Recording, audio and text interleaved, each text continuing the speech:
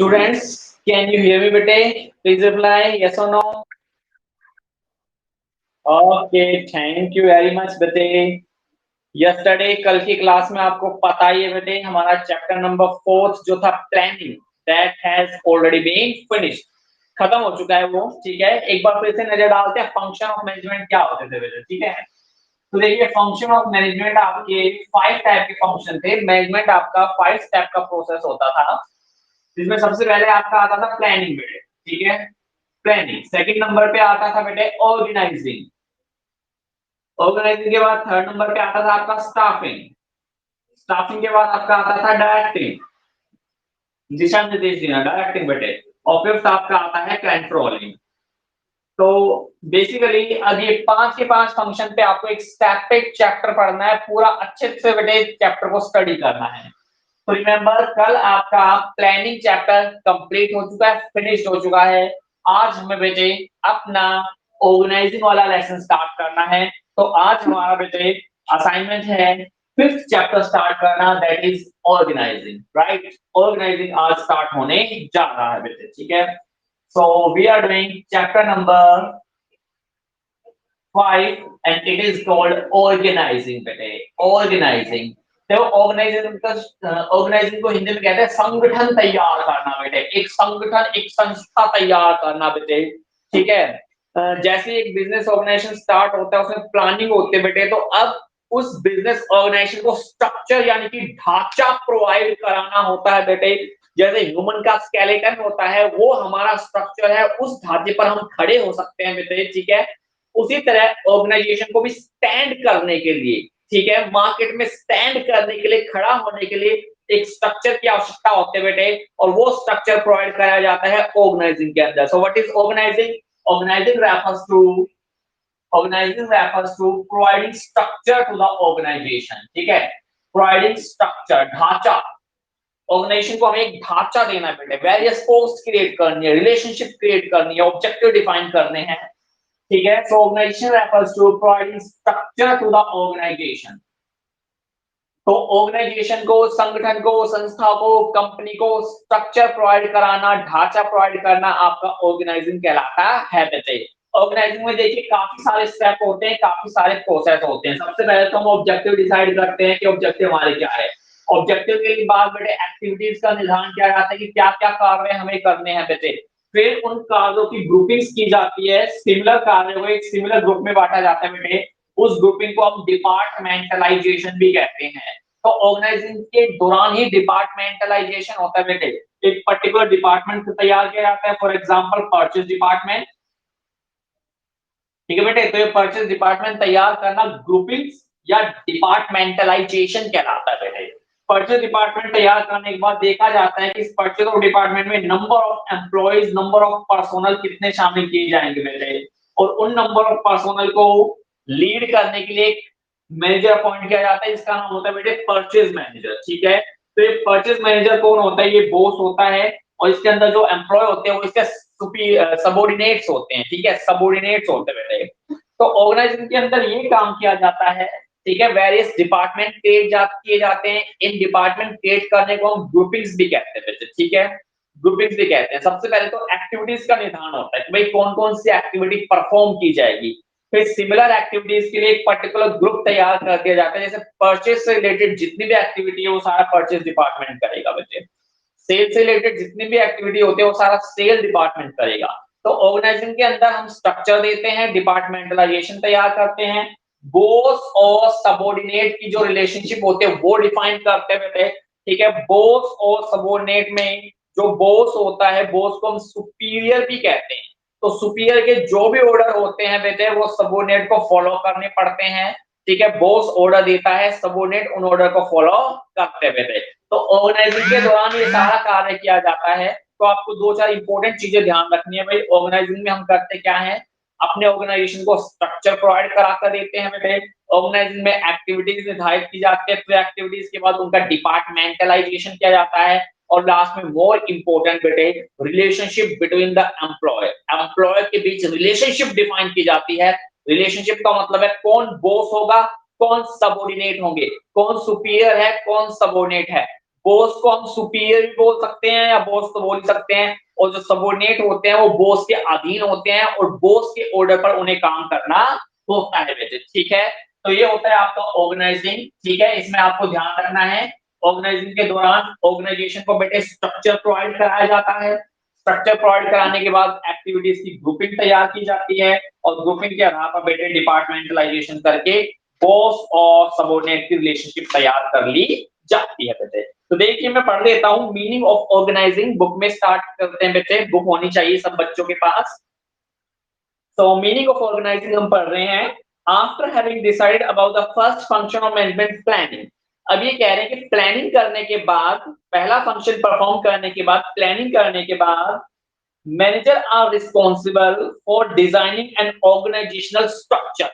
तो मैनेजर्स की रिस्पॉन्सिबिलिटी बनती है, उनका एक कार्य बनता है, उनकी ड्यूटी बनती है कि अब वो ऑर्गेनाइजेशन को एक स्ट्रक्चर प्रोवाइड करा कर दे बेटे, ठीक है, एक स्ट्रक्चर प्रोवाइड करा कर दे। We call this function organizing. तो ऑर्गेनाइजेशन को स्ट्रक्चर प्रोवाइड कराने को हम ऑर्गेनाइजिंग कहते हैं। आगे देखिए, ऑर्गेनाइजिंग इज अ प्रोसेस, तो एक प्रोसेस, एक प्रक्रिया होती है of determining what activities to be done. मैं पहले ही बता चुका हूं बेटे, ऑर्गेनाइजिंग में सबसे पहले एक्टिविटीज आएगी कि कौन सी एक्टिविटी हमें करनी है, फिर सिमिलर एक्टिविटीज को, ठीक है, समान एक्टिविटीज समान कार्य के लिए एक ग्रुपिंग तैयार करेंगे, ठीक है, और उस ग्रुप को हम क्या कहते हैं, डिपार्टमेंट कहते हैं। क्या कहते हैं, डिपार्टमेंट। जैसे परचेस से रिलेटेड जितनी भी एक्टिविटी है उसके लिए परचेस डिपार्टमेंट क्रिएट किया जाएगा बेटे। तो बता रखा है कि पहले एक्टिविटीज क्रिएट की जाएंगी, उसके बाद उन एक्टिविटीज की ग्रुपिंग यानी डिपार्टमेंटलाइजेशन किया जाएगा, ठीक है, एंड उसके बाद फिर अथॉरिटी और रिस्पॉन्सिबिलिटी ट्रांसफर की जाएगी। अथॉरिटी यानी डिसीजन मेकिंग पावर, और डिसीजन लेने का अधिकार बॉस को होता है, सबऑर्डिनेट को नहीं होता बेटे। तो बॉस और सबऑर्डिनेट की रिलेशनशिप यहां तैयार की जाएगी, दैट इज कॉल्ड ऑर्गेनाइजिंग। हाईमैन की 3 डेफिनेशन आपको दे रखी है और मेरे हिसाब से जो हाईमैन की डेफिनेशन है सेकंड नंबर पर, it is more suitable for you. इसको आप ध्यान रखें, इसको आप टिक मार्क कर ले बेटे। तो हाईमैन ने कहा है organisation is a structure framework. तो ऑर्गेनाइजेशन का क्या मतलब होता है, एक स्ट्रक्चरल फ्रेमवर्क तैयार करना, विद इन विच, जिसके अंदर रहते हुए efforts are coordinated and related to each other, ठीक है। तो उस ग्रुपिंग में हमें एफर्ट्स को कोऑर्डिनेट करना है एक दूसरे से बेटे, और एफर्ट्स करने हैं ताकि हमारे ऑर्गेनाइजेशन के ऑब्जेक्टिव प्राप्त हो जाएं, अचीव हो जाएं। तो हाईमैन ने कहा है साफ साफ कि भाई ऑर्गेनाइजेशन का मतलब होता है स्ट्रक्चर फ्रेमवर्क तैयार करना और साथ ही साथ कोऑर्डिनेशन और उनके बीच रिलेशनशिप तैयार करना, दैट इज कॉल्ड ऑर्गेनाइजिंग। अब आपके सामने आ रही हैं फीचर्स ऑफ ऑर्गेनाइजिंग, फीचर आ रहे हैं आपके सामने, देखिए फीचर्स ऑफ ऑर्गेनाइजिंग। ऑर्गेनाइजिंग की विशेषताएं यानी कि फीचर अब हमारे सामने आ रहे हैं। पहला फीचर है बेटे डिवीजन ऑफ वर्क। तो सबसे पहले ऑर्गेनाइजिंग में काम को बांटा जाता है, काम का बेटे बंटवारा किया जाता है। कोई भी ऑर्गेनाइजेशन ऐसा नहीं है जिसमें काम का बंटवारा ना होता हो, क्योंकि किसी भी ऑर्गेनाइजेशन में एक पर्टिकुलर व्यक्ति, एक पर्टिकुलर पर्सन सारे कार्य नहीं कर सकता। नहीं, मैं बेटे सारे सब्जेक्ट नहीं पढ़ा सकता, ठीक है, मैं केमिस्ट्री भी, फिजिक्स भी, बायोलॉजी भी, अकाउंट्स भी, इकोनॉमिक्स भी, हिस्ट्री भी, ज्योग्राफी भी, सब कुछ नहीं पढ़ा सकता। इसीलिए बेटे ऑर्गेनाइजेशन में सभी काम नहीं हो सकते, इसीलिए हमें काम को बांटना पड़ता है, वर्क का डिवीजन करना पड़ता है, वर्क का बंटवारा हमें करना पड़ता है बेटे। तो ऑर्गेनाइजेशन का सबसे पहला फीचर है भाई काम का बंटवारा करना, यानी वर्क का बंटवारा करना, डिवीजन ऑफ वर्क करना। तो कोई भी एक व्यक्ति इतना केपेबल नहीं होता कि वो सारे काम खुद कर दे, भाई परचेज भी खुद कर ले, मार्केटिंग भी खुद कर ले, ठीक है, एचआर का काम भी खुद कर ले, नॉट इनफ। तो इसीलिए ऑर्गेनाइजिंग में सबसे पहले काम का बंटवारा किया जाता है और जो सिमिलर एक्टिविटीज, सिमिलर कार्य होते हैं उसके लिए एक ग्रुप तैयार किया जाता है जिसे हम डिपार्टमेंट भी कहते हैं, ठीक है। जैसे सेल्स से रिलेटेड जितनी भी एक्टिविटी है उसके लिए ग्रुप तैयार हुआ जिसे हमने क्या नाम दिया, सेल्स डिपार्टमेंट, ठीक है। तो देखिए कि division of work is the basis of an organising. तो ऑर्गेनाइजिंग का जो बेसिस है, आधार है, वो डिवीजन ऑफ वर्क होता है। In other word there can be no organisation without division of work, यानी कि बिना काम का बंटवारा किए कोई ऑर्गेनाइजेशन सरवाइव नहीं कर सकता, कोई ऑर्गेनाइजेशन एग्जिस्ट नहीं कर सकता। अंडर डिवीजन ऑफ वर्क के दौरान the entire work of business is divided into many department.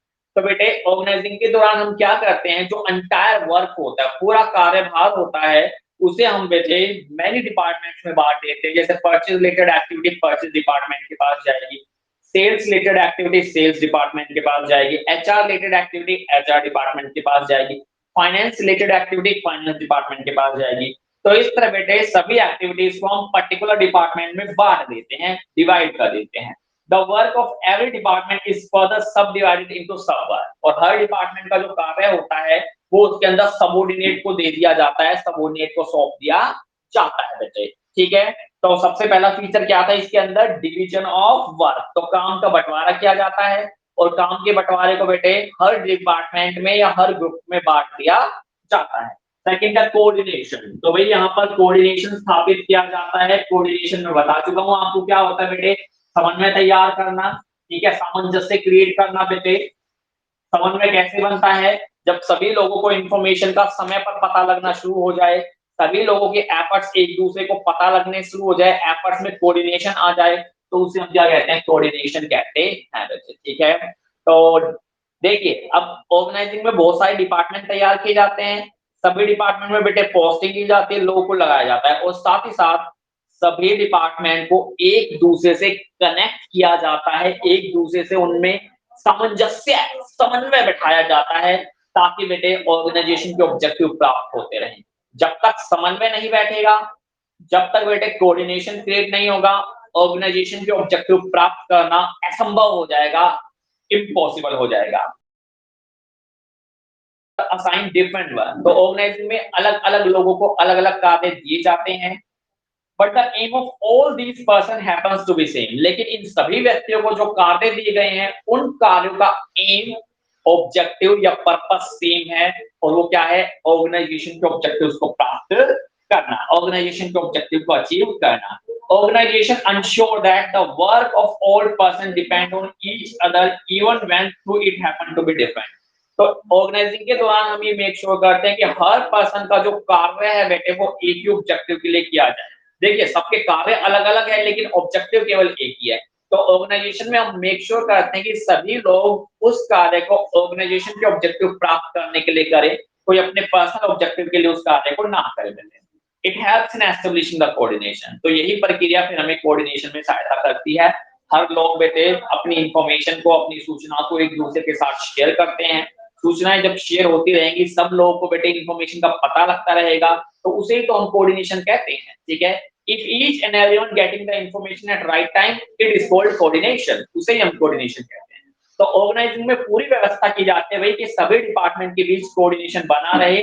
ठीक है, सूचनाएं मिलती रहे बेटे समय पर। ठीक है, तो यही ऑर्गेनाइजिंग का काम भी होता है। थर्ड है प्लूरैलिटी ऑफ पर्सन।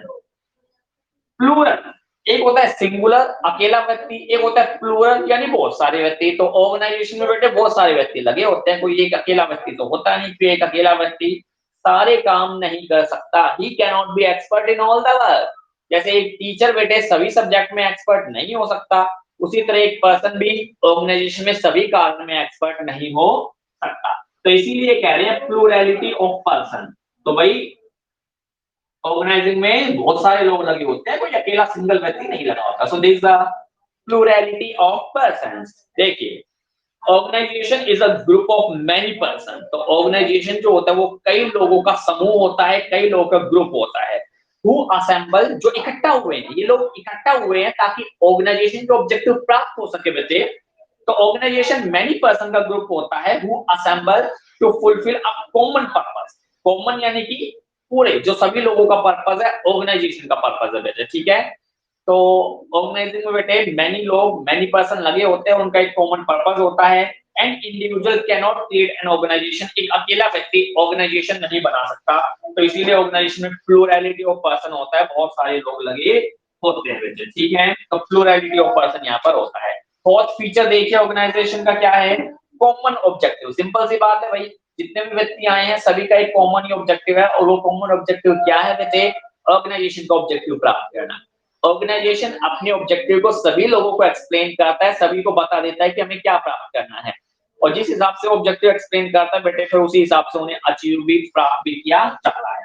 तो फोर्थ है सिंपल सा कॉमन ऑब्जेक्टिव, कि सभी लोगों का जो ऑब्जेक्टिव है वो कॉमन है, सेम है बेटे। सभी लोग एक समान ऑब्जेक्टिव को प्राप्त करने के उद्देश्य से इकट्ठा हुए हैं, सारे के सारे असेंबल हुए हैं क्योंकि उन्हें ऑर्गेनाइजेशन का ऑब्जेक्टिव प्राप्त करना है। तो कॉमन ऑब्जेक्टिव इसकी नेक्स्ट विशेषता है, देखिए there are various parts of an organization with different function to be performed। तो ऑर्गेनाइजेशन में वेरियस पार्ट होते हैं, अलग अलग हिस्सा होता है जहां हमें बहुत सारे फंक्शन परफॉर्म करने होते हैं, but all the function, all the activities has to be done for achieving the common objective। तो ये जो सारी एक्टिविटीज करते हैं बेटे लोग, जितने भी ऑर्गेनाइजेशन में व्यक्ति लगे होते हैं, जितने भी उनके कार्य होते हैं, वो सारे कार्य केवल एक कॉमन ऑब्जेक्टिव प्राप्त करने के लिए किए जाते हैं बेटे, ठीक है।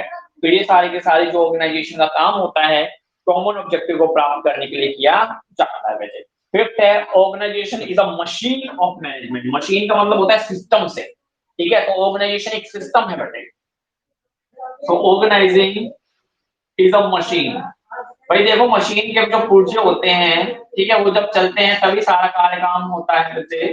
तो इसी तरह ऑर्गेनाइजेशन में बहुत बड़ा इंपॉर्टेंट फंक्शन है मैनेजमेंट का, ठीक है। बिना ऑर्गेनाइजेशन के बेटे काम नहीं हो पाएगा, ठीक है। बिना डिपार्टमेंटलाइजेशन बनाए, बिना बेटे काम को बांटे, बिना डिवीजन ऑफ वर्क किए आपके ऑब्जेक्टिव प्राप्त नहीं हो पाएंगे। तो इसीलिए बता रखा है कि organisation is considered to be a machine of management. तो ऑर्गेनाइजेशन एक तरह से मैनेजमेंट की मशीन कहलाती है बेटे, मैनेजमेंट का सिस्टम कहलाती है, मशीन कहलाती है। It is that machine in which, ये एक ऐसे मशीन है जिसके अंदर no part can be afford to be ill fitted, ठीक है।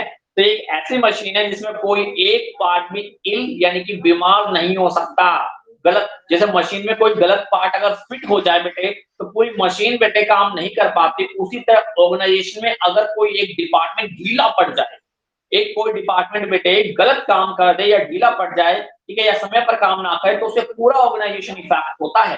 फॉर एग्जांपल प्रोडक्शन डिपार्टमेंट एक इंपॉर्टेंट है बेटे। अगर प्रोडक्शन डिपार्टमेंट समय पर प्रोडक्शन नहीं करेगा तो सेल डिपार्टमेंट उसे बेच नहीं पाएगा, मार्केटिंग डिपार्टमेंट उसकी एडवर्टाइजमेंट नहीं कर पाएगा, सारी एक्टिविटीज रुक जाएगी बेटे।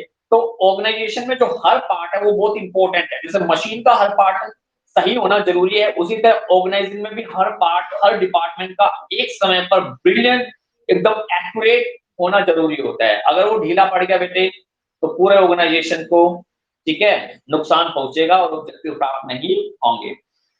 तो आपको एग्जांपल दे रखा है कि जैसे कि हम मशीन में कोई भी पार्ट को बेटे इल फिट अफोर्ड नहीं कर पाते, उसी तरह अगर हमने डिवीजन ऑफ वर्क प्रॉपर्ली नहीं किया बेटे, ठीक है, या पर्सन को हमने सही से क्रिएट नहीं किया, पोस्ट सही से नहीं बनाई भाई, या फिर हमने अथॉरिटी सही से ट्रांसफर नहीं की, तो इससे पूरा पूरा मैनेजमेंट सिस्टम कोलैप्स हो सकता है, बिखर सकता है।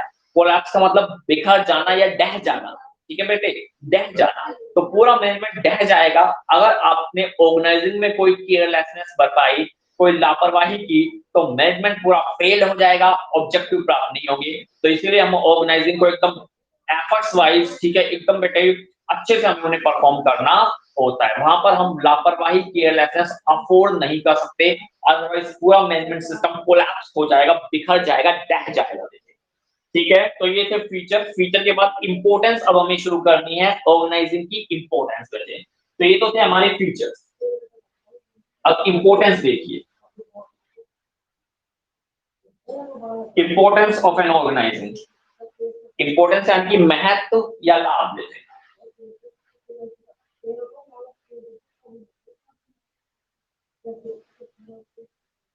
इंपॉर्टेंस ऑफ ऑर्गेनाइजिंग,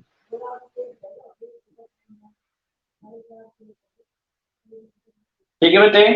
पहला देखिए बेनिफिट ऑफ स्पेशलाइजेशन। तो सबसे पहला लाभ बेनिफिट ऑफ स्पेशलाइजेशन। स्पेशलाइजेशन यानी कि निपुणता, स्पेशलाइजेशन विशिष्टता बेटे, किसी एक पर्टिकुलर काम में निपुण होना, विशेष होना, ठीक है। कोई और बेटे उस काम में आपकी बराबरी भी ना कर सके तो आप स्पेशलाइज्ड हो बेटे। आप दूसरे लोगों से उस काम को कम समय में, कम कॉस्ट में, ज्यादा स्पीडली, ज्यादा बेहतर कर रहे हो, it means you are specialised, ठीक है बेटे। तो स्पेशलाइजेशन, तो ऑर्गेनाइजिंग हमें स्पेशलाइजेशन का बेनिफिट प्रोवाइड करा देती है। So benefit of specialisation, benefit of specialisation. तो बेटे क्योंकि ऑर्गेनाइजिंग में क्या किया जाता है, सबसे पहले काम को बांटा जाता है, सबसे पहले काम को बांटा जाता है। एक पर्टिकुलर डिपार्टमेंट को काम को सौंपा जाता है। जैसे परचेज डिपार्टमेंट है तो उसे केवल परचेज एक्टिविटी हम दे रहे हैं, कोई और एक्टिविटी हम नहीं सौंप रहे। सेल डिपार्टमेंट को सेल रिलेटेड एक्टिविटी दे रहे हैं, कोई और एक्टिविटी नहीं दे रहे। प्रोडक्शन डिपार्टमेंट को प्रोडक्शन रिलेटेड एक्टिविटी दे रहे हैं, कोई और एक्टिविटी नहीं दे रहे बेटे।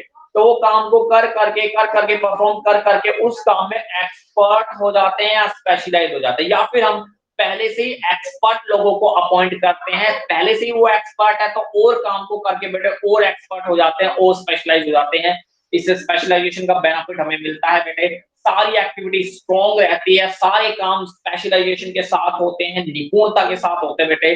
तो कोई लापरवाही या केयरलेसनेस की कोई गुंजाइश ही नहीं होती बेटे। तो इसलिए कहा जाता है बेनिफिट ऑफ स्पेशलाइजेशन। ऑर्गेनाइजिंग में काम बांटा जाता है, विशेष लोगों को बांटा जाता है, एक्सपर्ट लोगों को जब बांटा जाता है, जिससे कि स्पेशलाइजेशन का बेनिफिट हमें मिलना शुरू हो जाता है। देखिए आपसे बता रखा है कि अंडर ऑर्गेनाइजिंग के दौरान ऑल एक्टिविटी आर सब डिवाइडेड इनटू वेरियस वर्क। तो सारी की सारी एक्टिविटीज को वेरियस जॉब्स या वेरियस वर्क्स में बांट दिया जाता है।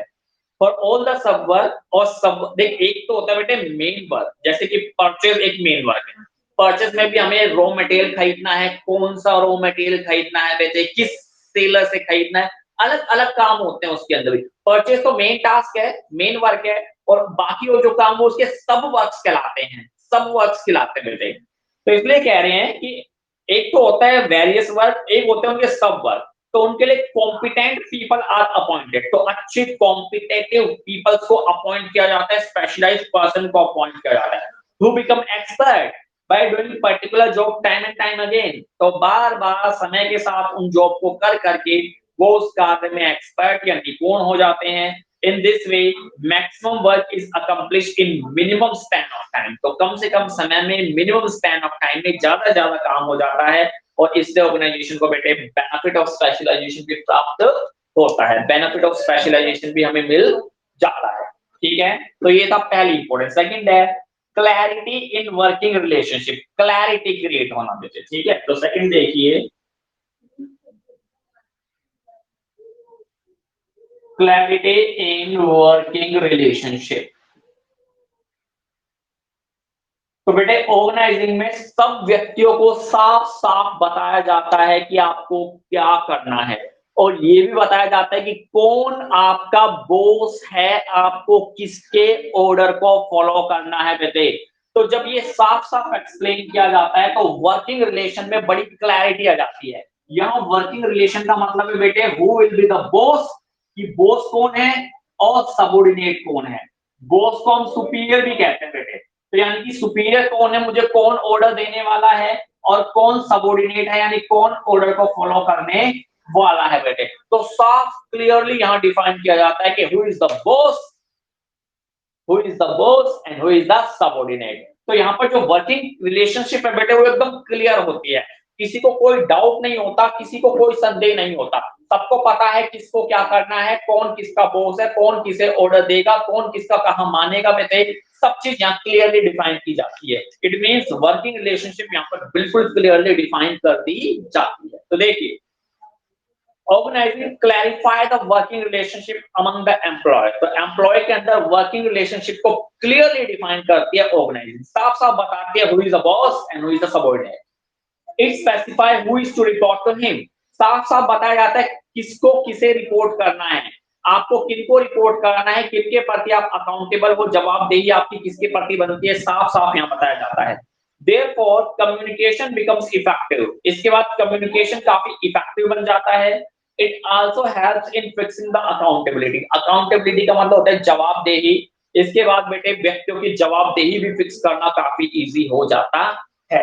तो thanks to the organising working relationship काफी क्लियर हो जाती है, सबको पता लग जाता है किसको क्या करना है और कौन किसका बॉस है, किसे किसका ऑर्डर फॉलो करना है। ठीक है, तो सब कुछ क्लियर हो जाता है बेटे। नेक्स्ट है ऑप्टिमम यूटिलाइजेशन ऑफ रिसोर्सेज।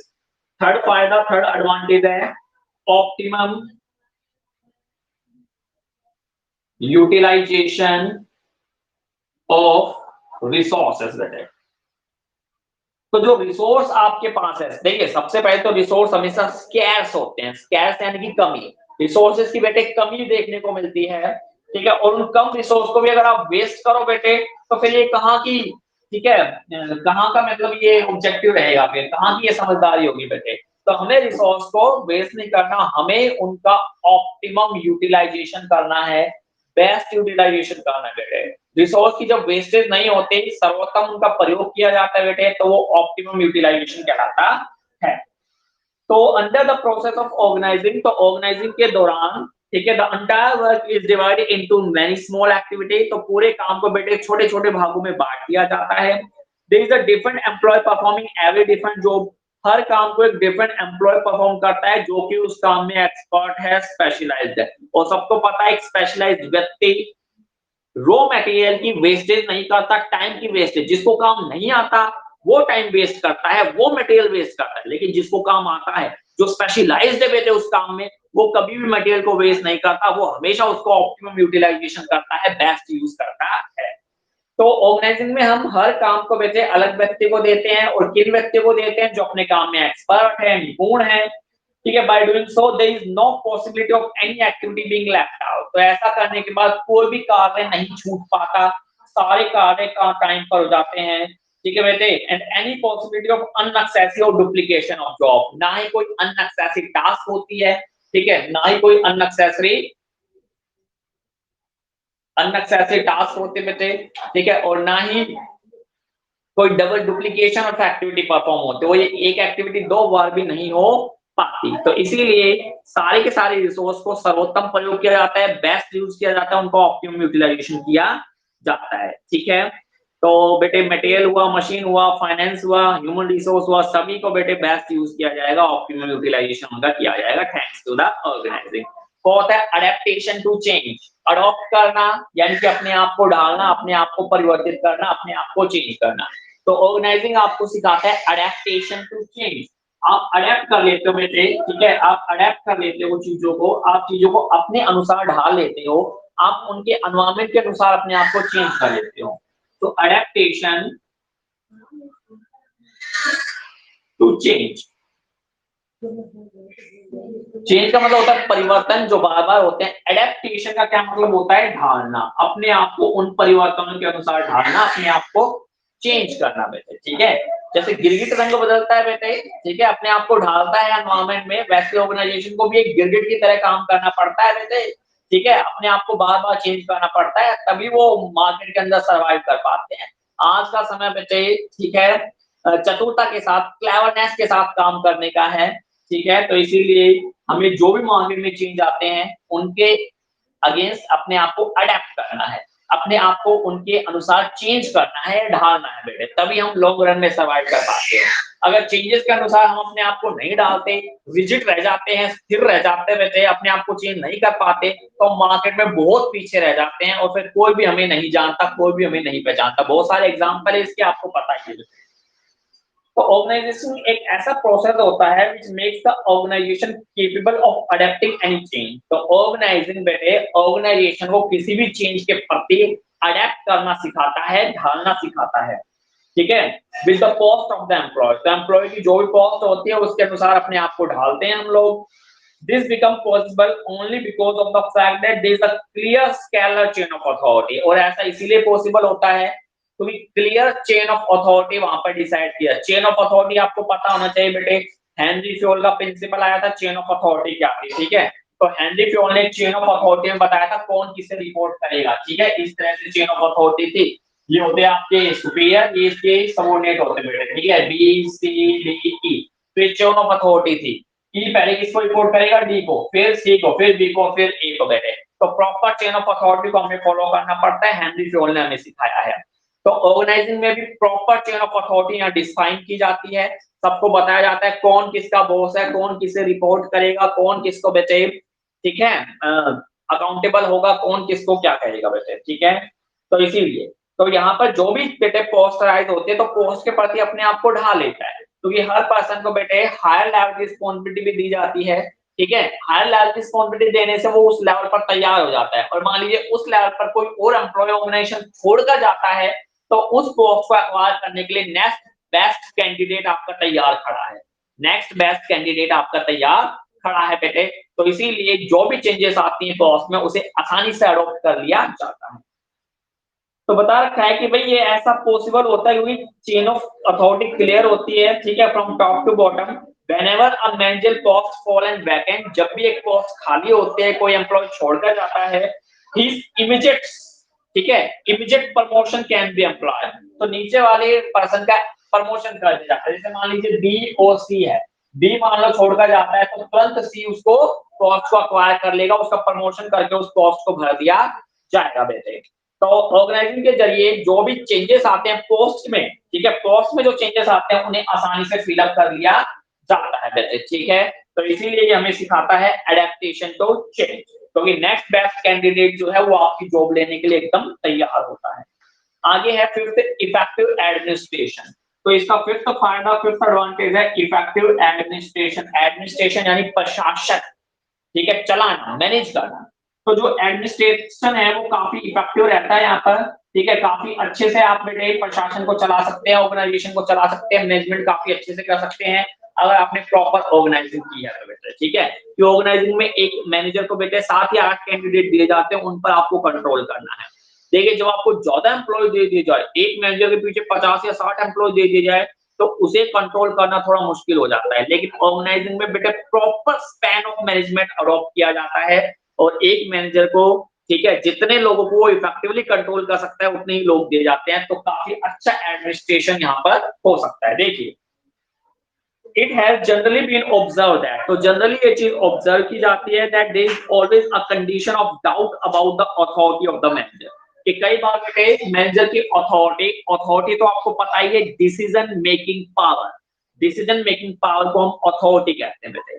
तो कई बार डाउट रहता है मैनेजर के माइंड में रिगार्डिंग देयर अथॉरिटी, लेकिन ऑर्गेनाइजिंग के दौरान क्लियरली उन्हें उनकी अथॉरिटी, उन्हें उनकी डिसीजन मेकिंग पावर बताई जाती है, उन्हें साफ-साफ बताया जाता है कि आपके सबऑर्डिनेट कौन है, किनको आपको डिसीजन देना है।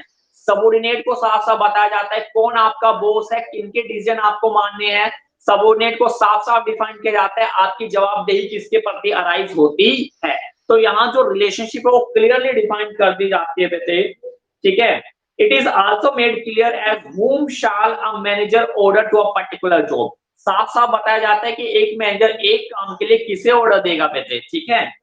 Everybody also knows to whom they are accountable, हर किसी को पता होता है कि उनकी अकाउंटेबिलिटी, उनकी जवाबदेही किसके प्रति अराइज होती है। सो इन दिस वे, इस तरीके से the confusion about authority is put an end, तो जो कंफ्यूजन, जो संदेह होता है अथॉरिटी को लेकर वो स्पष्ट हो जाता है, वो खत्म हो जाता है और हम बेटे इफेक्टिव एडमिनिस्ट्रेशन कर सकते हैं अपने लोगों को, ठीक है। 6 पॉइंट देखिए, 6 एडवांटेज डेवलपमेंट ऑफ पर्सनल, मैं ऊपर से मिटा देता हूं क्योंकि यहाँ स्पेस खत्म हो चुका है।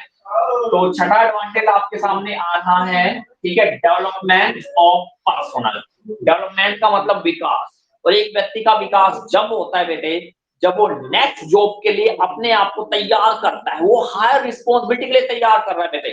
आप एक जॉब पर स्थिर रहकर काम कर रहे हो लगातार और अपने आप को हायर जॉब के लिए तैयार नहीं कर रहे हो, तो आपकी कोई डेवलपमेंट नहीं हो रही बेटे। तो यहाँ ऑर्गेनाइजिंग में लोगों को तैयार किया जाता है, लोगों को प्रिपेयर किया जाता है कि वो हायर रिस्पॉन्सिबिलिटी, हाई अथॉरिटी वाली जॉब परफॉर्म कर सके। तो ईच एंड एवरी पर्सन की डेवलपमेंट, विकास यहाँ पर होता रहता है। तो आपको बता रखा है 6 पॉइंट, डेवलपमेंट ऑफ पर्सनल, ठीक है, डेवलपमेंट ऑफ पर्सनल। पर्सनल का क्या मतलब है यहाँ पर, एम्प्लॉइज। पर्सनल का क्या मतलब है यहाँ पर, एम्प्लॉय। तो यहाँ पर बेटे ईच एंड एवरी पर्सन की डेवलपमेंट की जाती है, हर एम्प्लॉय की डेवलपमेंट के लिए बेटे देखा जाता है। डेवलपमेंट मैंने बता दिया, अगर एक पर्सन को नेक्स्ट जॉब के लिए तैयार किया जा रहा है, हायर रिस्पॉन्सिबिलिटी दी जा रही है, तो उसकी डेवलपमेंट हो रही है। अगर वो सेम जॉब पर काम कर रहा है, अपने आप को नेक्स्ट जॉब के लिए तैयार नहीं कर रहा, कोई डेवलपमेंट नहीं, क्योंकि उसका प्रमोशन नहीं हो पाएगा बेटे, ठीक है ना। तो डेवलपमेंट जब भी होती है जब आप प्रमोट होते हो तो next higher job, next level की जॉब पर जब आप प्रमोट होते हैं। तो देखिए under the process of organising, तो ऑर्गेनाइजिंग के दौरान, ठीक है, delegation of authority is practised. Delegation यानी ट्रांसफर और अथॉरिटी यानी कि डिसीजन मेकिंग पावर। तो आप सबको पता है decision making power can be transfer, ये ट्रांसफर हो सकती है, डेफिनेटली हो सकती है बेटे। तो ऑर्गेनाइजिंग के दौरान जो मैनेजर होते हैं अपनी पावर को डेलीगेट करते रहते हैं टू लोअर लेवल, यानी कि लोअर लेवल के एम्प्लॉय को बेटे हायर लेवल की जो ट्रांसफर करते रहते हैं, जिससे कि वो नेक्स्ट हाई जॉब के लिए अपने आप को तैयार कर लेते हैं बेटे। तो बता रखा है भाई कि यहाँ जो मैनेजर है वो डेलीगेशन ऑफ अथॉरिटी अपनाते हैं। This is done not because of limited capacity of individual. ऐसा इसलिए नहीं किया जाता कि इंडिविजुअल की कैपेसिटी सीमित होती है, but also to discover new technique of work. ऐसा इसलिए किया जाता है ताकि नई टेक्निकल निकल कर आए।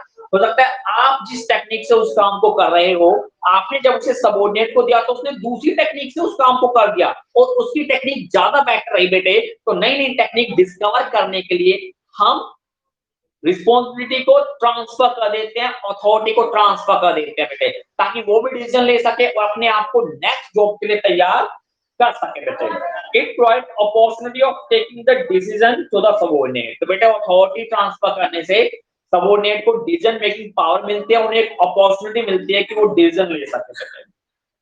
By taking advantage of this situation, इस situation का advantage उठाकर they try to find out the latest technique and implementing them। तो इसका advantage उठाकर वो नई नई latest technique को अपनाते हैं और इसका फायदा उठाते हैं।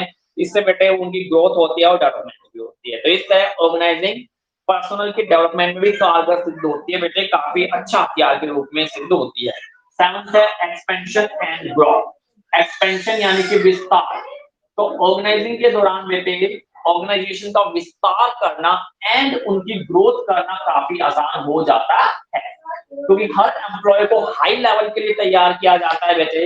हाई लेवल के एम्प्लॉय हैं, जब हम कोई नई ब्रांच ओपन करते हैं या कोई नया प्रोडक्ट बेटे बनाते हैं तो हमें अलग से एम्प्लॉय अपॉइंट करने की आवश्यकता नहीं पड़ती। हम उन्हीं एम्प्लॉय को वहां से बेटे ट्रांसफर कर सकते हैं, क्योंकि हम उन्हें हायर लेवल के लिए तैयार कर रहे हैं। ऑलरेडी हम उन्हें अथॉरिटी के जरिए बेटे बिगर टास्क के लिए, हाई स्टेटस के लिए, हाई लेवल की जॉब के लिए तैयार कर रहे हैं।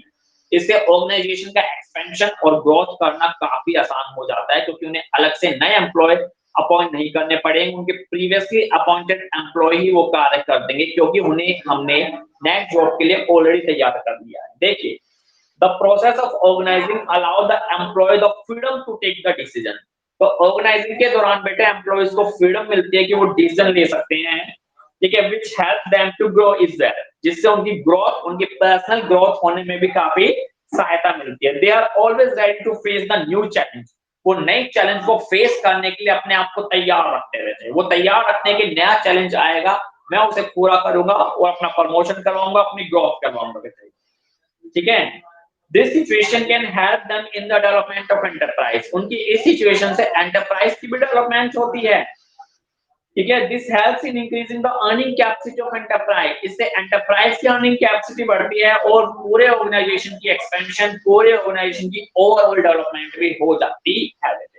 तो ये हमने पढ़ी इसकी इंपॉर्टेंस। कंक्लूजन बता रखा है कि the above analysis make it clear that the process of organising is clearly defined the post, role, authority and relation. तो ये सब पढ़ने के बाद हमें पता लग गया कि भाई ऑर्गेनाइजिंग आपको पोस्ट के बारे में बताता है, ठीक है, रिलेशन के बारे में आपको बताता है बेटे, अथॉरिटी के बारे में बताता है और एक स्ट्रक्चर प्रोवाइड करा कर देता है, ठीक है। It is said that the organizing has the same importance for management as the structure bone of a human body। तो जैसे ह्यूमन बॉडी में बोन्स, हड्डियां बहुत जरूरी होती है, उसी तरह एक ऑर्गेनाइजेशन के लिए ऑर्गेनाइजिंग भी बड़ी जरूरी होती है, क्योंकि ऑर्गेनाइजिंग के जरिए ही एक ऑर्गेनाइजेशन को स्ट्रक्चर प्रोवाइड किया जाता है, ढांचा मिलता है जिसको ऑर्गेनाइजेशन खड़ा हो सकता है और आगे बढ़ सकता है बेटे। तो बहुत इंपॉर्टेंट होती है ऑर्गेनाइजिंग, ठीक है। तो 12:25 40 मिनट हो चुके हैं। तो बेटे तो ये थी आपकी ऑर्गेनाइजिंग, इसके फीचर और इसकी इंपॉर्टेंस। आई थिंक क्लास का टाइम ओवर हो चुका है, 12:25 हो चुके हैं बेटे, ठीक है। तो हम फर्दर इसको बेटे कल स्टार्ट करते हैं, ठीक है। तो मैं पहले भी आपको बता चुका हूँ भाई कि आपको नोटबुक तैयार करनी है। पहले 2 लेसन आपको बेटे मुझे दिखाने इस सैटरडे को, ठीक है। उसके बाद मैं और लेसन देखूंगा बेटे, ठीक है। तो आपको नोटबुक तैयार करनी है, नोटबुक प्रिपेयर करनी है और मुझे शो करनी है। अब आपको, ठीक है, अगर अभी तक मैंने जो कुछ भी समझाया है, प्लानिंग वाला लेसन या ऑर्गेनाइजिंग वाला लेसन, कोई चीज या कोई टॉपिक समझ नहीं आया हो, कोई लाइन समझ नहीं आई हो, तो आप लोग पूछ सकते हो बेटे। बताइए किसी को कोई प्रॉब्लम हो तो। एनीवन? आरती, आरती कोई प्रॉब्लम हो? नो। अशोक, अशोक ढिलन मुझे दिखाई दे रहा है। कोई प्रॉब्लम है तो बताओ Ashok.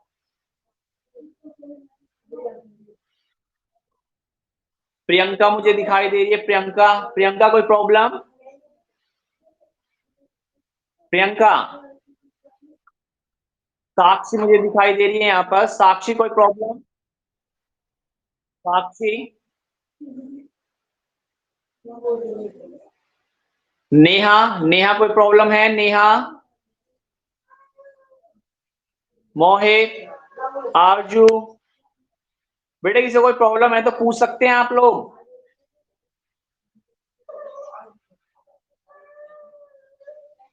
Anybody has any problem? No? Okay बेटे, ठीक है, तो फिर ये क्लास हम खत्म करते हैं बेटे। नोटबुक के लिए मैं बता रहा हूँ फिर से, नोटबुक अपनी तैयार करते रहिएगा और डेली क्लास लीजिए, डेली टाइम पर आए, अपनी क्लास लें बेटे। ठीक है, thank you very much, stay home, stay safe, thank you.